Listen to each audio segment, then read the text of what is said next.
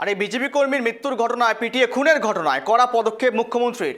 এই হত্যাকাণ্ডে তদন্তভার সিআইডির হাতে তুলে দেওয়ার ঘোষণা করলেন মুখ্যমন্ত্রী শুভেন্দু অধিকারী। একই সঙ্গে মুখ্যমন্ত্রী স্পষ্ট জানালেন, অভিযুক্তের সম্পত্তি বাজেয়াপ্ত করা হয়েছে এবং সেই টাকা থেকে ক্ষতিগ্রস্ত পরিবারকে ক্ষতিপূরণ দেওয়া হবে। এমনকি সরকারি সম্পত্তি নষ্ট রুখতে এই বাজেট অধিবেশনে করা আইন আনার কথাও ঘোষণা করলেন মুখ্যমন্ত্রী। টুল বাগনান এলাকাতে সেখানে একটা ইনসিডেন্ট ঘটেছিল এবং সেই ইনসিডেন্টে একজনকে খুন করে দেওয়া হয়। তিনি ভারতীয় জনতা পার্টির সমর্থক ছিলেন।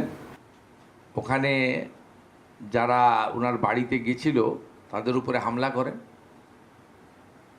প্রায় 5 জন সিরিয়াসলি ইনজোর্ড হন, যাদেরকে কলকাতার এসএসকেএম হসপিটালে চিকিৎসাধীন রয়েছেন। আর একজন ওখানে স্পটে মারা যায়,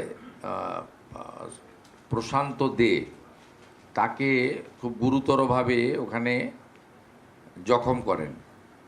এফআইআরে আপনার 8 জন অ্যাকিউজডকে গ্রেপ্তার করা হয়েছে। মনিরুল ইসলাম খান, রফিকুল ইসলাম খান এবং অ্যাটসেট্রা 8 জন যারা এই ঘটনার সঙ্গে প্রত্যক্ষভাবে যুক্ত, তাদেরকে গ্রেপ্তার করা হয়েছে। এবং আমাদের জেলা প্রশাসনের পক্ষ থেকে ওই পরিবারকে 4 লক্ষ টাকা সরকারি সাহায্য চেক আজকে তুলে দেওয়া হয়েছে। অভিযুক্তদের বিরুদ্ধে অভিযোগ করে আপনারা পুলিশ এবং সরকারের উপর আস্থা রাখবেন। যৌথভাবে জড়ো হয়ে কারোর বাড়িতে যাওয়ারও দরকার নেই। পুলিশের উপরে আস্থা রাখুন। যেটা পুলিশের কাজ আছে পুলিশ করবে, যেটা পুলিশ পারবে না, ইন্টারস্টেট আছে, সিআইডি